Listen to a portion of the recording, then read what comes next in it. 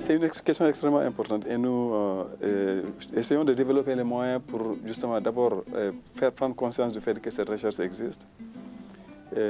Souvent les chercheurs, une fois qu'ils ont terminé de faire leurs travaux, ils ont publié un article dans une revue reconnue ou un ouvrage, ils sont contents. On nous dit qu'il faut aller un peu plus loin que ça et engager le dialogue avec les politiques. Ça permet de prendre conscience, faire prendre conscience aux gens qu'il y a d'autres choix possibles, il y a d'autres perspectives qu'on peut avoir sur les réalités. Ce qui est intéressant, c'est qu'aujourd'hui, il y a beaucoup de gens, ici au Sénégal comme ailleurs en Afrique, qui sont des membres du CODESRIA et qui sont dans le gouvernement. Il y a beaucoup de gens qui sont passés par le réseau du CODESRIA, qui ont coordonné le réseau du CODESRIA, qui ont pris des responsabilités gouvernementales importantes au niveau du continent. Donc la situation a changé.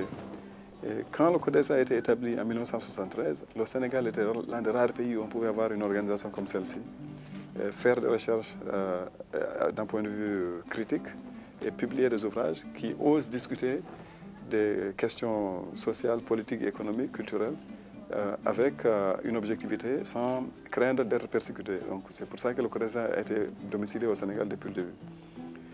Aujourd'hui, on trouve des personnes qui ont été engagées dans ce combat-là depuis très très longtemps, qui occupent des fonctions gouvernementales importantes au Sénégal. Le professeur Abdoulaye Bathily a été l'un des personnes clés du CODESRIA qui ont occupé des fonctions ministérielles au Sénégal. Nous avons actuellement l'Institut des Nations, enfin l'UNIECA, la Commission économique des Nations Unies pour l'Afrique, qui est dirigée par Carlos Lopez, qui est un membre du CODESRIA, actuellement encore membre du comité scientifique du CODESRIA, où il a été élu avant de devenir même secrétaire exécutif de la CEA.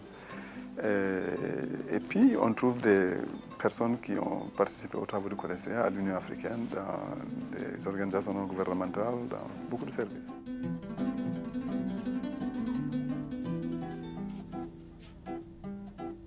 Je pense que l'intégration, il faut y travailler davantage. Il faut que les infrastructures soient mises en place. Il faut que les obstacles et les barrières internes soient minimisés, sinon abolis complètement. Et à mon sens, il y a deux choses qu'il faut voir. La première, c'est la structure et la nature de nos économies, qui sont orientées vers l'extérieur, vers la fourniture de matières premières au marché international. Et elles sont plusieurs à se ressembler dans ce sens-là. Et ils ont des liens ombilicaux avec les économies du Nord et les économies d'autres parties du monde. Et dans ces cas-là, il faut toute une restructuration, une transformation des économies pour que la notion de l'intégration et des échanges intra-africains puisse avoir l'ampleur et l'importance qu'elle devrait avoir. La deuxième chose, c'est que ce qui se passe au niveau interétatique ou officiel est une chose. Ce qui se passe au niveau, comment dire, la populaire, là, des grassroots, là, c'est autre chose. Il y a beaucoup d'échanges transfrontaliers qui existent où les populations sentent qu'ils appartiennent aux mêmes espaces et ils ont des intérêts partagés. Et dans certains domaines, c'est même bien structuré. On a dans cette partie de l'Afrique des marchés hebdomadaires qui se tiennent. Et il est intéressant d'y aller et voir qu'en fait, c'est des marchés internationaux. Les produits viennent d'un peu partout de la sous-région. Même la gestion de ces marchés-là est internationalisée à partir du moment où ils mettent en place des comités dans lesquels siègent des gens venant de tous les pays voisins. Et donc, je pense que vous avez raison de dire qu'on a encore du chemin à faire pour réaliser l'intégration africaine et le marché commun, etc.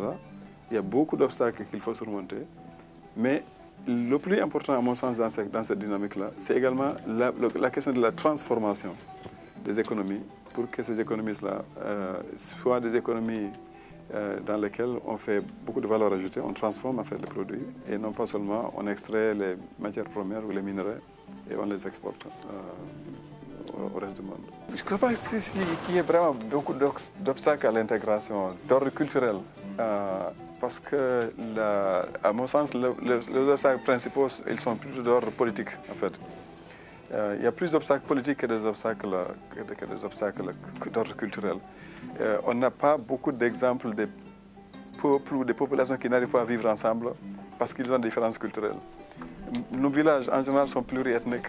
La plupart de nos villages sont pluriethniques. On peut trouver des minorités et des majorités ethniques qui vivent ensemble tranquillement sans problème.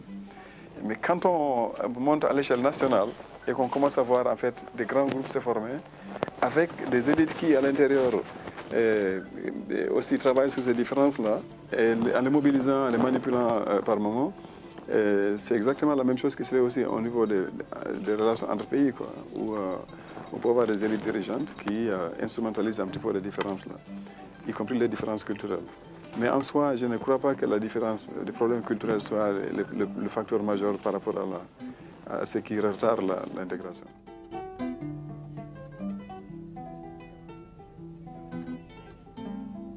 Il y a des contraintes énormes qui viennent avec les financements extérieurs. Mais on ne met pas tous les financements extérieurs au même niveau, ils ne sont pas tous du même type. Et je pense que la chance, à la limite, que le CODESRE a eu, c'est d'avoir eu donc, des appuis des pays qui étaient aussi intéressés par, comment dire, au nom de la solidarité internationale et de l'appui au développement de l'Afrique, les pays nordiques, avaient une approche à ces questions-là qui était assez intéressante comparée à la plupart des autres bailleurs de fonds. Notre ambition, c'est d'aller continuer ce que nous faisons et de faire mieux dans tous les domaines. Le plus grand défi, je crois, pour la recherche africaine aujourd'hui, c'est de passer à l'élaboration théorique. C'est passer à l'étape de l'élaboration théorique. Il y a des Africains qui le font individuellement très bien. En tant que communauté, la plupart des travaux que nous voyons, il y a des travaux empiriques, il y a une réflexion évidemment qui est inclue, mais il y a beaucoup de travaux qui s'arrêtent à ce niveau-là. Et on peut passer à l'étape de synthèse et d'élaboration théorique, qui ne sont pas seulement une reproduction des théories produites ailleurs.